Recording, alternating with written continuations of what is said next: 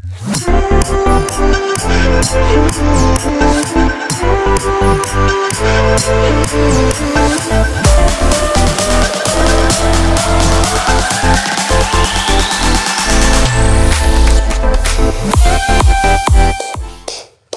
boy. Oke, selamat datang kembali di Kaltara TV. Kaltara Podcast, bukan Kaltara TV, sorry salah. Gak ada masalah sih. Siap mas. Apa? Salah. Oh gak apa-apa. Oke. Ya, lebih enak nih. Sebelum kita mulai acara nih ya, sebelumnya kita ucapkan dulu selamat tahun baru 2022 buat seluruh penonton Kaltara TV. Kali ini kita kedatangan tamu dari luar ini. Tamu dari luar, musisi dari Sidoarjo ya mas. Situbondo. Oh Situbondo. Situbondo. Situbondo. Ya. Sorry salah. Situbondo. Soalnya agak-agak dekat tuh si. Ya. Dan sama-sama di Jawa Timur. Sama-sama di Jawa Timur. Dan sama-sama di Pantura. Oh sama-sama di Pantura. Iya dong. Ujungnya Banyuwangi. Nah ujungnya Banyuwangi. Oke, Mas Ali Gardi Rukmana. Siap mas. Nah kita kenal Mas Ali ini sering banget ke Kaltara ya. Ini saat ini beliau juga lagi ada kerjaan di Kaltara ya. Benar. Ya ada beberapa project ya yang harus dikerjakan. Tapi kalau aslinya memang cuman Mas Ali ini apa? Memang musisi tradisional aja gimana? Ya saya lebih musisi ideal. Musisi ideal, apalagi tuh? Musisi ideal itu saya dua jenis kelamin mas. Dalam musisi itu. Ya kan, yang pertama musisi ideal. Yang ideal itu ya saya memainkan musik atas project-project kerjaan ya.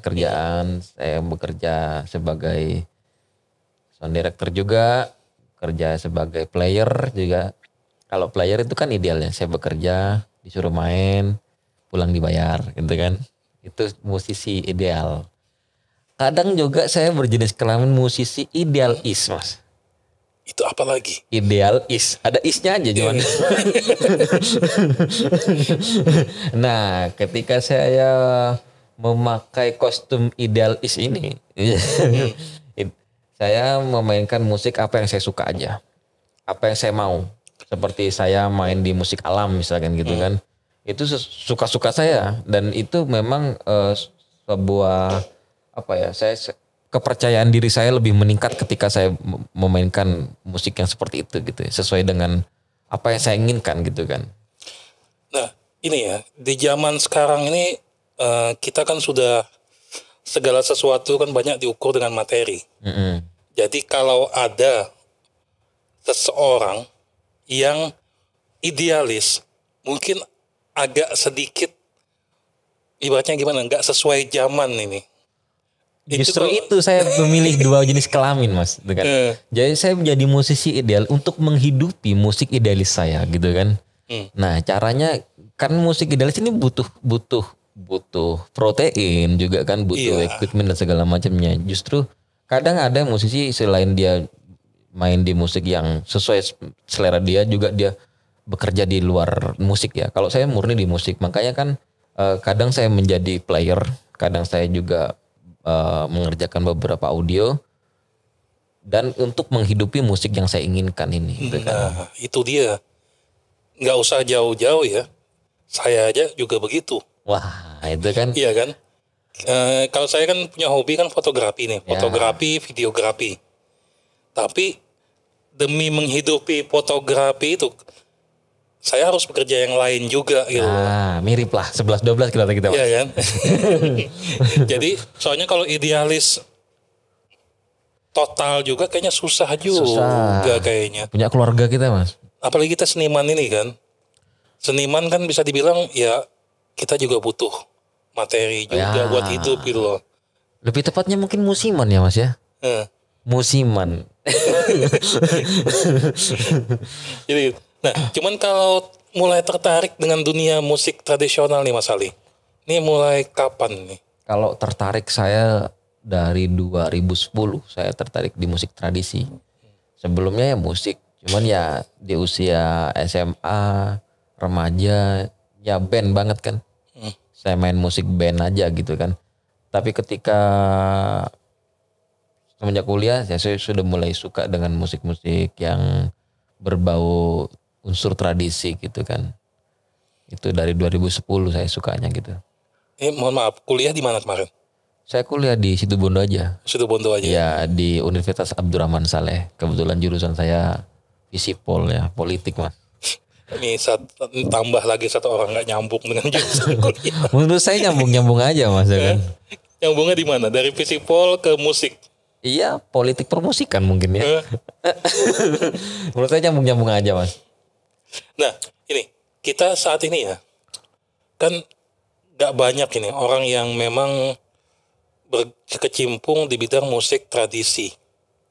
Ya kan? Bukan nggak banyak, ada ya tapi ya. Banyak, lumayan, tapi tetap aja image orang-orang ini kan, apalagi generasi muda ya, image-nya musik tradisi itu kampungan Mas. Ini kita harus bicara kenyataan ya, image di masyarakat, apalagi di kalangan generasi muda.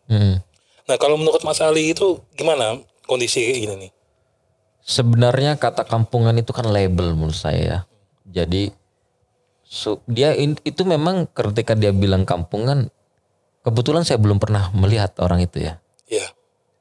Spesies jenis yang bilang musik tradisi kampungan saya belum pernah lihat dan belum pernah dengar sampai detik ini. Belum pernah, mungkin tidak pede, sering dengar saya. Kalau dibilang kampungan, saya sampai detik ini saya belum pernah mendengar musik tradisi itu kampungan. Mungkin kampungan terlalu kasar sih. Iya. Apa ya, salah. Apa ya? Ya tadi yang saya kurang pede. Kurang pede aja. Itu saya sering dengar. Kalau kurang pede saya sering. Kalau sampai menjustifikasi musik tradisi itu kampungan, saya sampai detik ini pun saya belum pernah mendengar gitu kan. Salah tadi saya. Iya. Tapi kalau misalkan musik tradisi tidak pede membawa percaya diri yang lebih terhadap generasi pemuda, itu banyak. Iya. Ya, banyak yang tidak pede dengan akar budayanya gitu. Itu banyak sekali. Kalau yang menjas musik tradisi kampungan, saya sampai detik ini belum pernah mendengar langsung istilah itu. Ya kan? Nah, itu kan nilai itu kan, nah menurut saya ketidakpedean ini kan hanya masalah waktu ya. Masalah waktu. Awalnya saya juga tidak pede untuk memainkan instrumen ini karena lingkungan Mas. Iya. Ketika saya main band, ketika saya bawa seruling Bali, saya mau niup seruling, apa sih musik seruling ini Le? Masa bisa digabung dengan band gitu kan? Mindsetnya kalau musik adalah band, musik tradisi adalah karawitan, justru lebih luas daripada itu gitu kan? Nah itu juga yang pingin kami ubah juga sebenarnya, bahwa musik tradisi pun bisa modern sebenarnya, bisa digabungkan, bisa fusion gitu loh. Iya, sangat bisa Mas, sangat bisa. Menurut saya musik tradisi itu bisa disikapi dengan 3 hal ya menurut saya. Yang pertama, dijaga sesuai dengan rule tradisinya. Musik tradisi ini kan fungsional Mas. Iya. Contoh nggak usah jauh ya. Sewaktu kecil, ketika saya hidup di Jawa, mungkin di sini juga ada. Ketika orang jualan aroma manis itu menggunakan arbanat. Jadi musik itu dijual untuk memanggil. Aku manis. Coba aja. Gulali apa? Gulali. Iya, semodel itulah. Apa? Rambut nenek. Kan ada kan yang pakai erhu kan model model rebab lah ya. Rebab kalau di Jakarta namanya tehian kalau orang Betawi bilang gitu kan. Kalau orang Jawa bilang rebab gitu kan. Nah, fungsional sekali. Contoh banyak sekali musik-musik tradisi itu fungsional. Ya, yang fungsional itu dijaga dengan terahnya masing-masing. Dijaga seperti apa gending-gendingnya, bentuk keasliannya seperti apa. Itu ada metode yang mulai cara menjaganya ada. Yaitu di berbagai macam pendidikan misalkannya. Tapi juga ada musik tradisi harus disikapi dengan berkembang yang seperti sampean bilang tadi, digabung dengan update dengan teknologi yang saat ini berkembang di kita gitu kan. Contoh zaman penjajahan ketika Belanda membawa musik Eropa ke Indonesia, bentuk-bentuk instrumen kayak biola, cello, double bass, flute, ya kan, gitar dan segala macamnya. Tapi ketika masuk ke Indonesia, ke Nusantara, musik itu aksennya berubah menjadi keroncong kan. Iya. Itu bukti pendahulu kita aja mampu memfilter kebudayaan luar dan berhasil menciptakan aksen baru dengan cara mengkawinkan musik yang instrumen Eropa, mengkawinkan dengan logat-logat Jawa misalkan, logat-logat karawitan.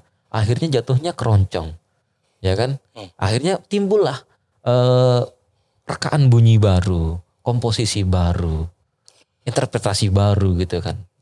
Nah, kalau menurut Mas Ali, apa sih yang salah dari ibaratnya praktisi dari musisi tradisi ya, sehingga membuat image-nya ya, tadi saya salah ya, bukan kampungan sih, mungkin membuat banyak yang nggak pede buat mendalami, ya kan? Ini orang yang berprofesi sebagai musisi saja saat ini ya, itu kan dianggap kurang menghidupi, apalagi yang musisi tradisi. Nah, apa yang salah supaya bisa musik tradisi ini bisa lebih diterima lagi sebenarnya di kalangan anak muda terutama? Kalau saya bicara salah, kita akan saling menuduh ya. Iya. Tapi saya cenderung sistem kita yang kita terjebak dalam sistemnya. Karena bentuk musik ini sangat bisa dirubah dalam bentuk pendidikan paling kecil, Mas. Dan itu paling bisa mengcover banyak hal. Contoh aja, sampean ketika sekolah kenal musik tradisi dari poster kan? Iya.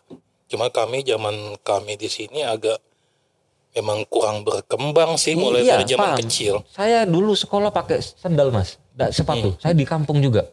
Saya kenal musik instrumen tradisi itu dari poster yang ditempel di kelas-kelas kan. Iya. Ini alat tradisi Jawa Barat, Kalimantan. Saya enggak pernah tahu wujudnya.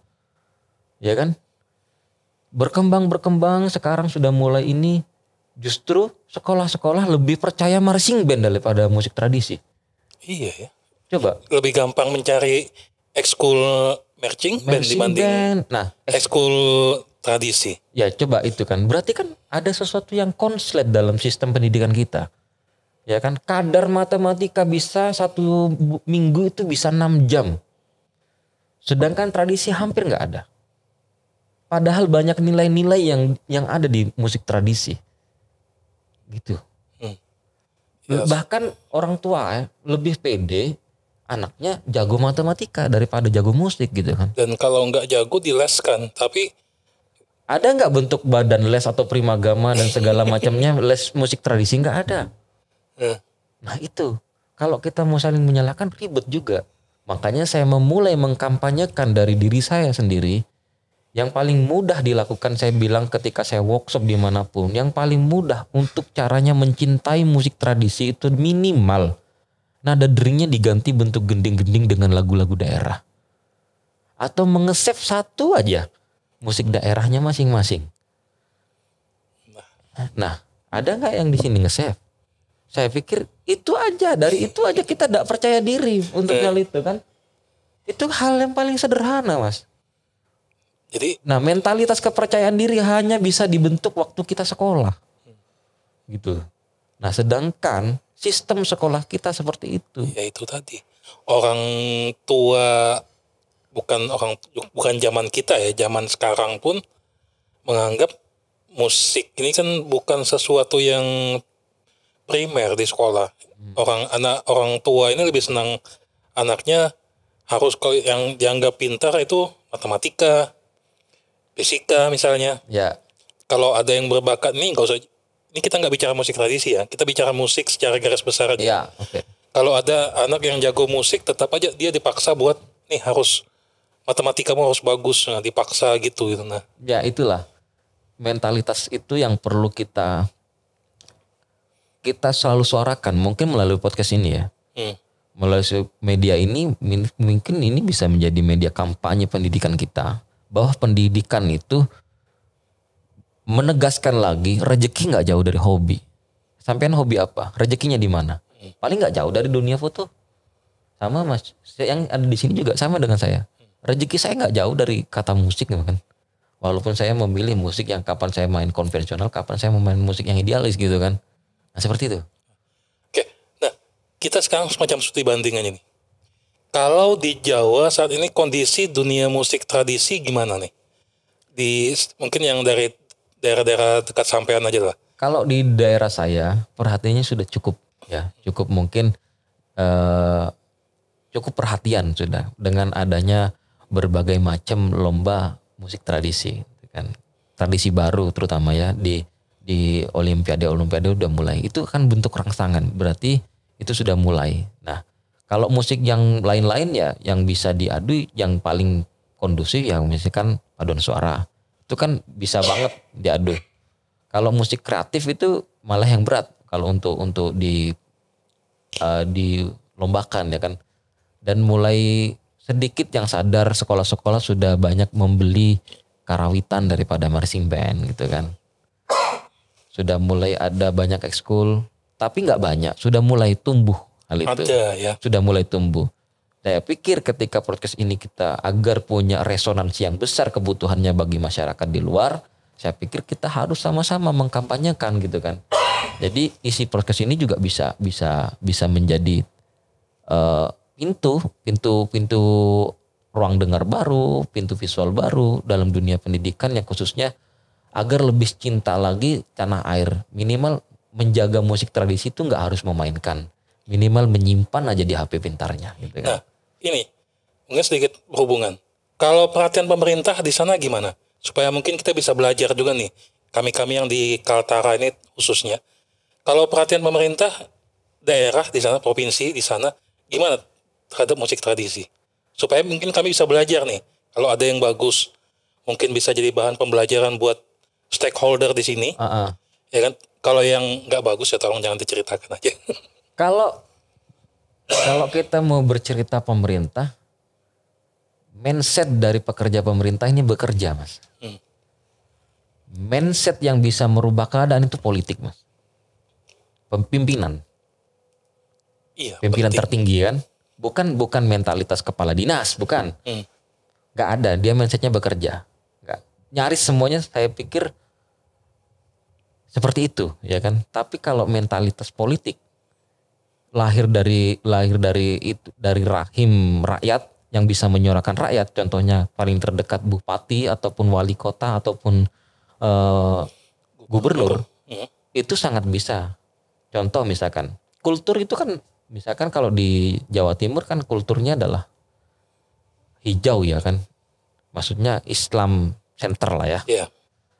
Di sana kan juga banyak kultur kan, banyak kultur yang berbau keislaman, contohnya model-model hadra atau rebana itu sudah banyak. Coba sampean lihat kalau di Jawa Timur ada bening, salawat bening, itu modelnya model musik kayak model konser, tapi dia sholawatan, tapi menggunakan unsur rebana dan menggunakan bahasa-bahasa lokal gitu kan, bahasa-bahasa ibu lah ya kan. Kayak di Pasuruan juga ada Subhanul Muslimin, di Probolinggo lah ya. Udah mulai, itu kan berarti dekatnya kultur. Dan pimpinan tertinggi ini kan pilihannya, kalau di tempat saya ada pemilih yang rasional dan ada pemilih kultur. Yeah. Tapi 70% kultur, Mas. Tahu saya. Iya kan? Justru itu banyak perhatian yang ke kultur larinya. Nah, justru sudah mulai ya bagus perhatiannya kalau dalam sisi itu. Saya melihat sudah perhatiannya bagus. Begitu pula dengan kesenian tradisi kayak model tari. Di Jatim itu ada yang namanya festival pesisir utara ya. Itu gimana? Festival pesisir utara ya, berbagai macam bentuk kesenian tradisi yang terhampar dari pesisir utara. Ya dari yang Gresik, ya yang wilayah pesisir, Pasuruan,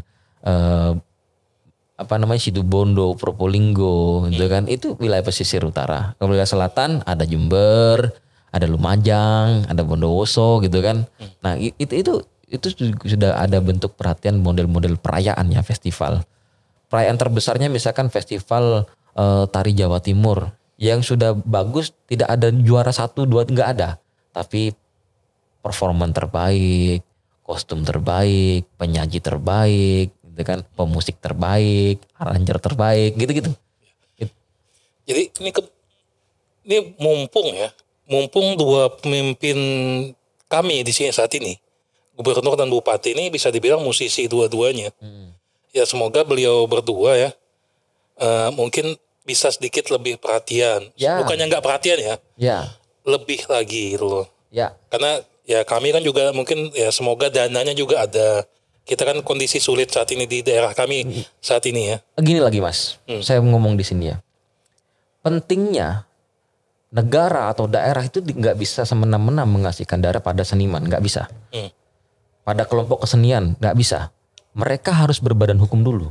Iya. Nah itulah perhatian itu mungkin teman-teman pendengar Kaltara ini bagi ruang-ruang komunitas ataupun sanggar-sanggar minimal mendaftarkan dirinya ke badan hukum berupaya nah itu cuma sanggar aja itu kan semuanya. Iya, ketika dia sudah berbadan hukum jadi uang negara itu bisa diakses banyak banget itu. Contohnya misalkan di Kementerian Pendidikan dan Kebudayaan itu dari 100 juta hingga 2M ya ada tersedia. Itu bentuknya seperti semacam kompetisi program lah ya. Ya kita bikin tulisan ataupun proposal yang kira-kira ini bisa nggak dieksekusi dengan baik gitu kan. Jadi sebenarnya peluang tuh ada ya, bukan cuma di Pemda ya. Makanya HP Pintar ini dong gitu kan. Akses aja. Itu banyak. Fasilitas-fasilitas dana kebudayaan. Bantuan dari dirjen dari kementerian ya. Banyak. Sekarang tinggal bagaimana menyambutnya aja kan. Itu turun di setiap ke dinas pendidikan dan kebudayaan provinsi ataupun daerah. Nah teman-teman kan jauh selama ini. Akses informasi itu kan nggak mungkin teman-teman sini nggak ada. Nah itu loh yang maksudnya. Caranya gimana? Biar bisa berbadan hukum ya harus minimal ada inilah kenapa saya bilang penentu kebijakan politik itu paling berpengaruh besar. Ketika anak muda ini terlibat dalam gak cuek lah urusan siapa lah kamu gubernur silakan milih, nggak bisa. Sebagai tenaga kreatif kita harus juga menentukan pilihan. Kalau nggak milih kita kan nggak bisa nuntut, bener nggak? Iya. Walaupun kita milih kalah misalkan, tapi kita bisa nuntut kan, kayak menggunakan hak suara saya dan itu demokrasi. Gitu kan.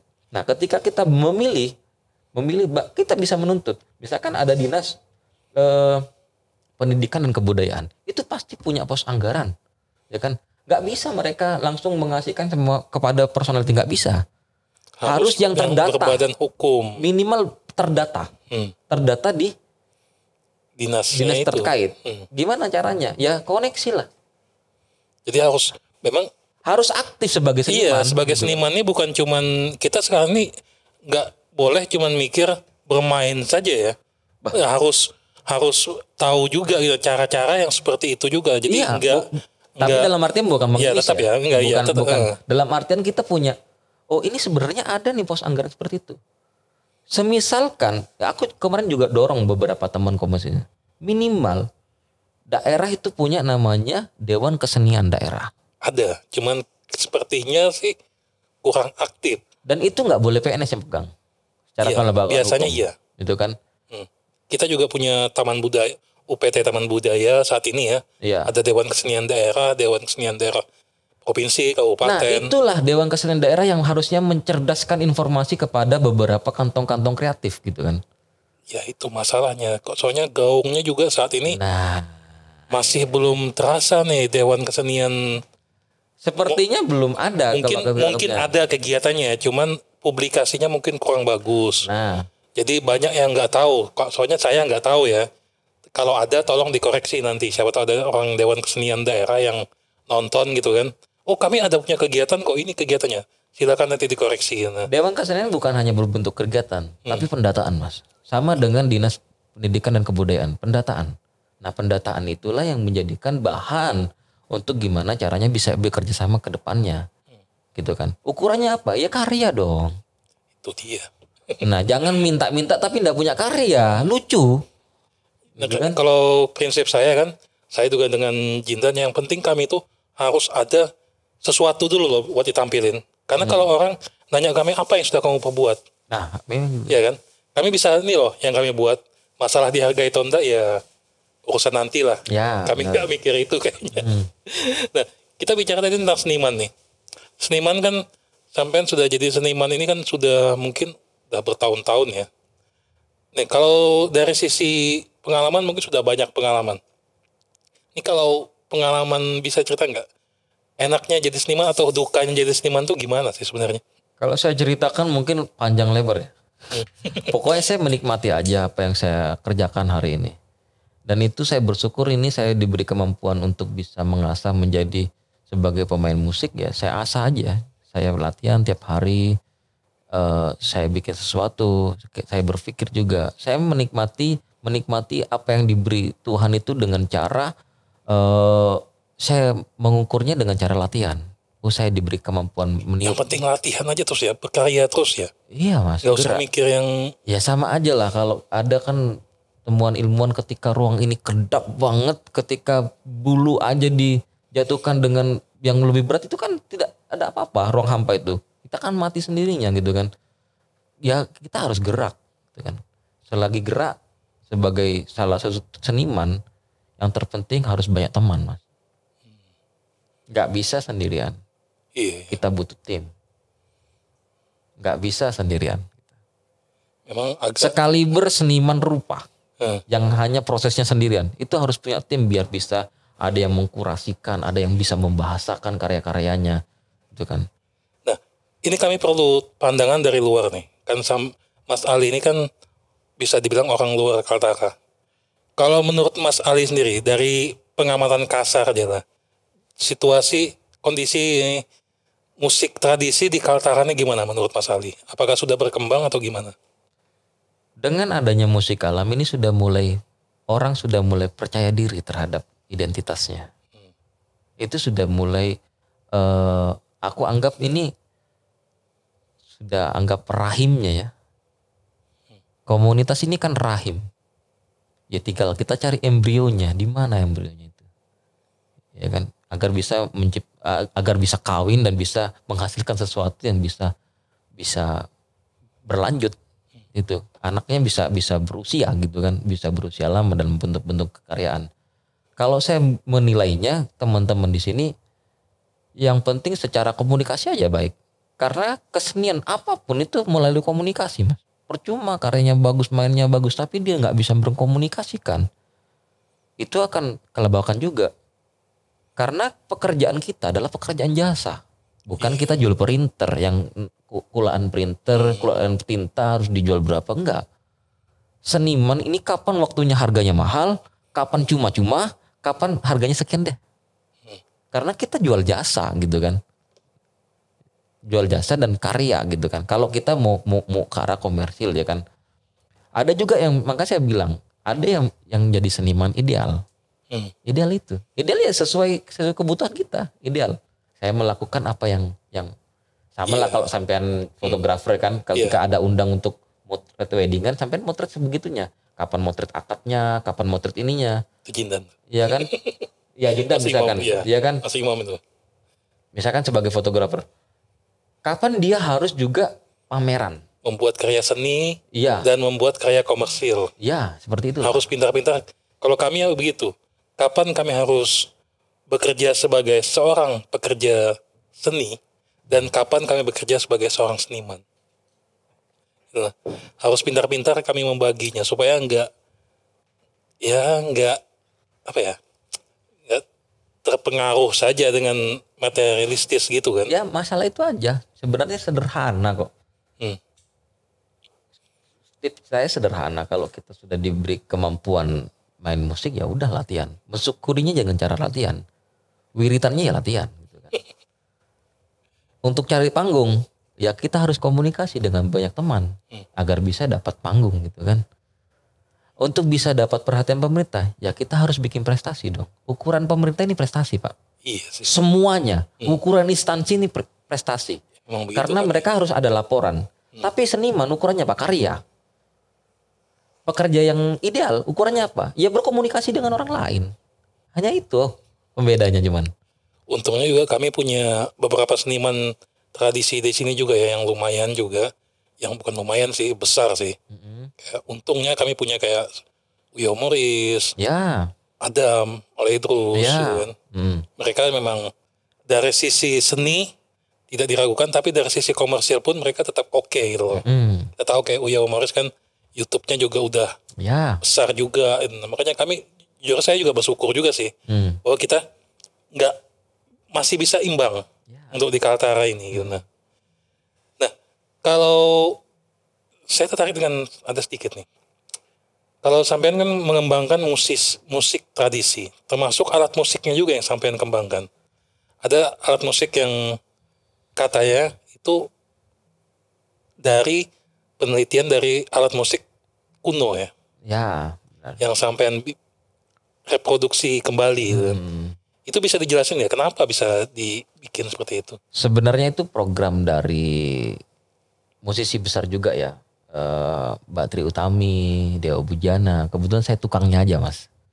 Tukang untuk bikin alatnya aja gitu kan. Dan kebetulan saya punya kemampuan main musik juga. Akhirnya saya diajak gitu kan. Diajak main musik di Sound of Borobudur. Waktu itu di 2016.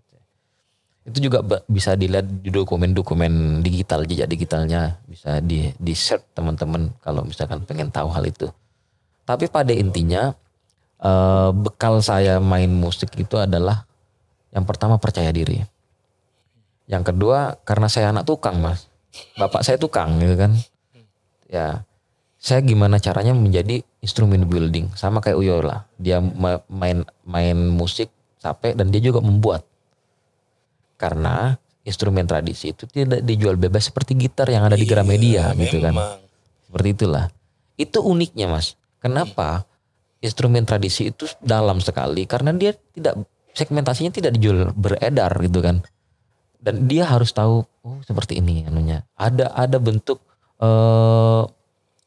dekoratif yang cantik banget kayak sape gitu kan.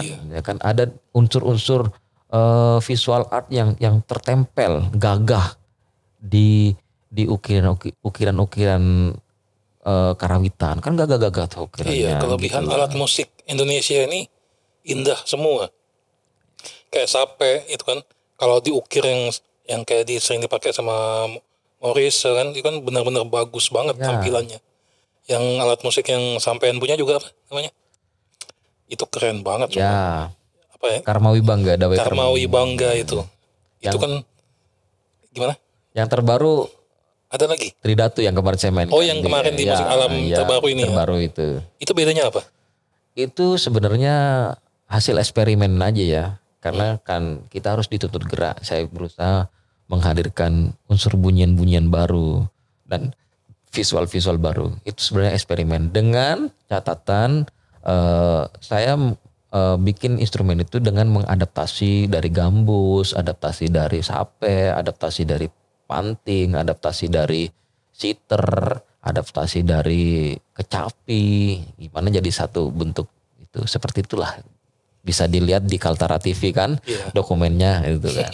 Iya 2 kali itu jangan langsung itu video sampean juga ada di channel saya. Iya itulah bisa diulik-ulik ya di Kaltara TV gitu kan. Itu aja mas. Nah, kalau menurut Mas Ali sendiri, kita kalau sebagai seorang seniman, sebenarnya apa sih yang Mas Ali harapkan dari masyarakat ini yang mungkin bisa membuat Mas Ali itu bahagia mungkin? Kalau saya nggak bergantung pada masyarakat ya, berat juga saya kalau ngomong seperti itu. Sesuatu yang mungkin membahagiakan dari sisi personal lah mungkin. Ya kalau sebagai saya seorang seniman, sebagai seorang seniman saya hanya gerak aja, bisa gerak, hanya bisa latihan. Hanya bisa bikin karya dan saya presentasikan karya saya lewat beberapa dokumen. Misalkan saya presentasikan dengan saya mencetak di CD, mencetak di t-shirt dan segala macamnya. Itu sebuah bentuk potret yang saya dengar dan saya dokumentasikan di bentuk karya-karya saya gitu kan. Itu yang pertama. Yang kedua saya ngalir aja sih. Ngalir aja dalam artian ya saya mau kemana yang penting saya sudah laba-laba aja diem dengan cara membuat sarang dia bisa makan mas gitu kan. Kenapa saya nggak bisa gitu kan, saya dengan cara bergerak fokus main musik, fokus berjejaring dengan beberapa lintas komunitas gitu kan, fokus cari teman yang banyak aja. Nah ini yang terakhir nih, mimpi Mas Ali yang apa sih yang ingin Mas Ali capai? Cita-cita atau sesuatu yang masih belum tercapai lagi sebagai seorang seni tradisi? Cita-cita saya satu. Gimana nilai-nilai seni tradisi itu sama dengan matematika di pendidikan. Itu aja. Mudah-mudahan didengar oleh Menteri Pendidikan di sini mas. Gimana kadarnya sama dengan IPA, sama dengan IPS, sama dengan biologi, sama dengan fisika. Ketika mereka di sekolah bisa beredar 4-6 jam, gimana seni tradisi juga sama porsinya. Seperti itu. Itu yang belum tercapai sampai saat ini. Dan yang kedua, gimana setiap dinas provinsi ataupun dinas pendidikan di kabupaten itu minimal punya museum bunyi yang bisa menyimpan berbagai macam musik tradisi dari Sabang sampai Merauke. Sampling aja. Belum ada. Ya itu maksud saya. Saya minimal. aja mencari VST sampai aja nggak ada loh. Minimal itu. Paling gampang itu kan. Kan biayanya masih mahal pelengsengan sama aspal tuh. Iya kan saya kan kemarin cari tuh. Pas cari VST kan yang sampling buat kayak di DAW kan. Di DAW buat kayak sampai itu nggak ada sama sekali. Nah itu gak ada yang bikin atau gimana sih? Minimal kan, makanya mudah-mudahan podcast ini bisa didengar banyak orang. Sekalian dong Kalibernya bisa menjadi ruang informasi yang populer di semua hal gitu kan. Harapan saya gitu, dua aja. Untuk kesenian tradisi yang saya geluti. Yang pertama, minimal kadar musik tradisi ataupun mulok tradisi setiap daerah itu punya kadar yang sama seperti matematika, seperti bahasa Inggris, seperti IPA, biologi dan kawan-kawannya. Jangan cuma 2 jam selama seminggu gitu kan. Kalau saya sih ngeliatnya gini Mas. Siswa jangan disamakan. Kalau memang minatnya mungkin memang matematika, fisika, silakan. Tapi kalau ada yang memang minatnya mungkin musik atau mungkin musik tradisi, ayo kita bimbing dia dengan memberikan pelajaran yang mungkin lebih banyak di bidang itu. Lebih mending jago di bidang yang dikuasainya daripada cuman seorang yang biasa-biasa saja di matematika. Kalau saya prinsip gitu loh. Kalau kita beda prinsip ya. Makanya kan itu kan sampean tanya harapan saya. Iya. Nah, tapi dari tadi sampean menanyakan jawaban kan gimana caranya ini bisa di kalangan muda, bisa populis, bisa tetap terawat, bisa sampai generasi-generasi. Nah, caranya itu untuk karena Mas, identitas kita itu jangan sampai terjajah. Karena budaya tradisi itu bukan budaya impor Mas. Iya. Makanya jangan terjebak. Kan saya bilang jangan kan kadarnya, saya kan bicara kadar, bukan bicara minatnya. Kadarnya disamain. Kalau misalkan matematika 6 jam, bisa nggak kesenian tradisi ini sama juga 6 jam? Bukan saya bicara harus ke sini, enggak, bukan. Kadarnya disamakan. Kita berbeda di situ. Iya. Kadarnya disamakan aja. Iya. Kadarnya. Cita-cita, maunya kita kan. Jenengan tanya sama saya, apa maunya? Itu 2 kemauan saya. Yang pertama, kenapa percuma saya kampanye sendirian kalau ini tidak terkoneksi dengan baik. Saya tidak terkoneksi dengan dinas pendidikan. Karena ini saya bicara gini, ya mudah-mudahan podcast ini juga bisa didengar kaliber. Jadi nggak sekedar kita ngobrol, nggak punya feedback gitu kan. Nggak punya resonansi gaung yang dahsyat gitu kan. Oh nggak tahu ya mulok di sini ngajari apa ya? Ya kan macam ada bahasa daerah bisa kan. Bahasa daerah, tarian, musikal, mungkin sama. Bahasa daerah juga belum kayaknya momen.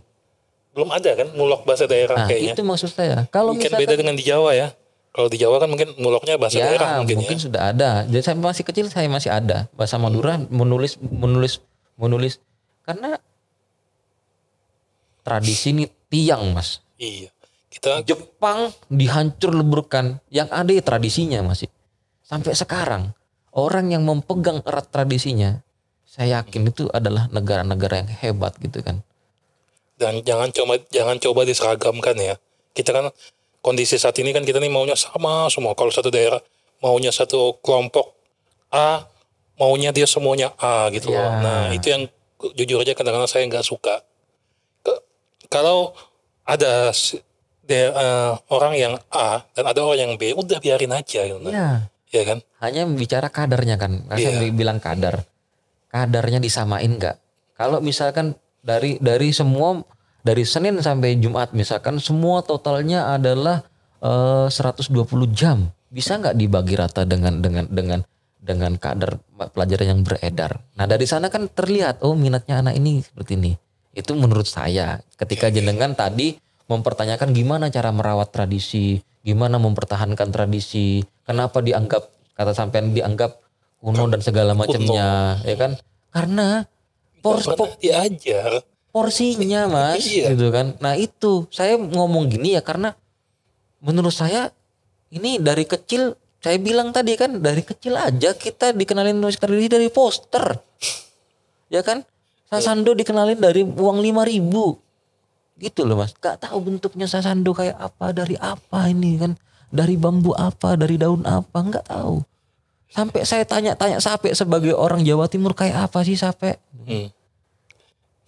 Gitu loh Mas, maksud saya. Itu kenapa saya berharap podcast ini mudah-mudahan ya bukan sekedar ngobrol, juga menjadi solutif ke depannya. Contoh misalkan, gimana caranya kelompok-kelompok kesenian biar bisa mengakses duit-duit pemerintah. Salah satunya saya informasikan harus berbadan hukum dulu. Oke. Karena duit negara nggak bisa dikasih ke personality, harus yang berbadan hukum, yang bertanggung jawab gitu kan, gitu. Oke, ini terakhir nih Mas. Kalau rencana ke depan gimana nih dari seorang Ali Gardi ini? Apa yang proyek yang terlepas dari proyek komersial atau proyek pribadi ya? Apa yang rencananya mau dilakukan nih tahun ini, 2022 ini? Fokus bikin anak saya Mas. Amin. Ya.